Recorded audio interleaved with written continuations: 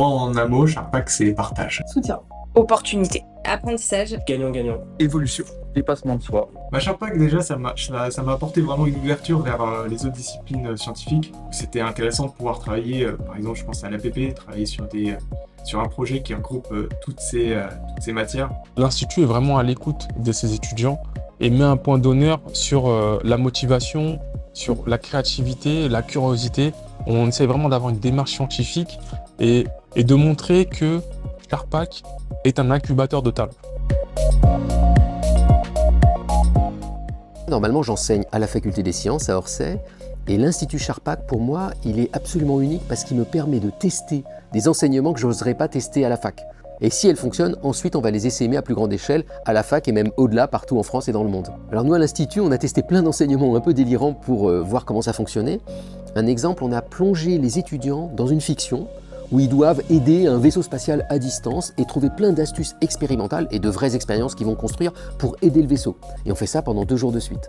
Et on s'est rendu compte que les étudiants sont bien plus engagés dans l'enseignement quand on leur propose ce genre de fiction.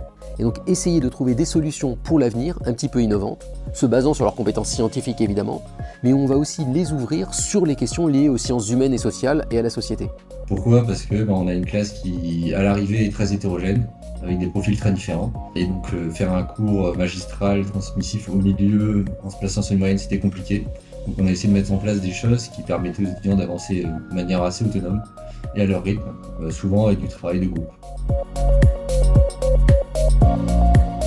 Le CEP, c'est le centre d'expérimentation pédagogique de l'Institut Vibonjar-Sharpak. Donc c'est un lieu qui est dédié aux enseignants et aux enseignantes pour venir échanger sur leurs pratiques et mettre en place, tester de nouveaux formats d'enseignement.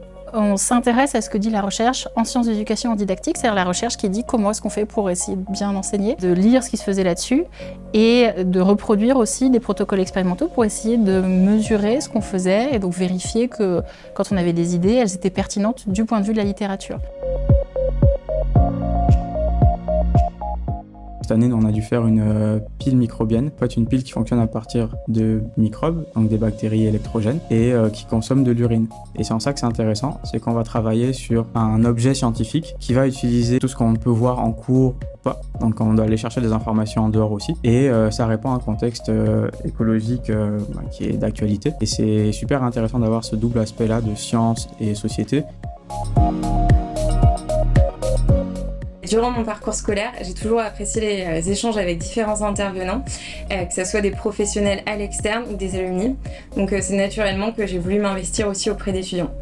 C'est avant tout une belle occasion d'élargir mes opportunités professionnelles et de faire des nouvelles rencontres que j'aurais pas nécessairement fait dans le cadre de mon cercle professionnel. Aussi, pour moi, Villebon partage des valeurs qui sont communes aux miennes et donc qui font sens et qui me permettent d'avoir des activités qui font sens dans mon parcours.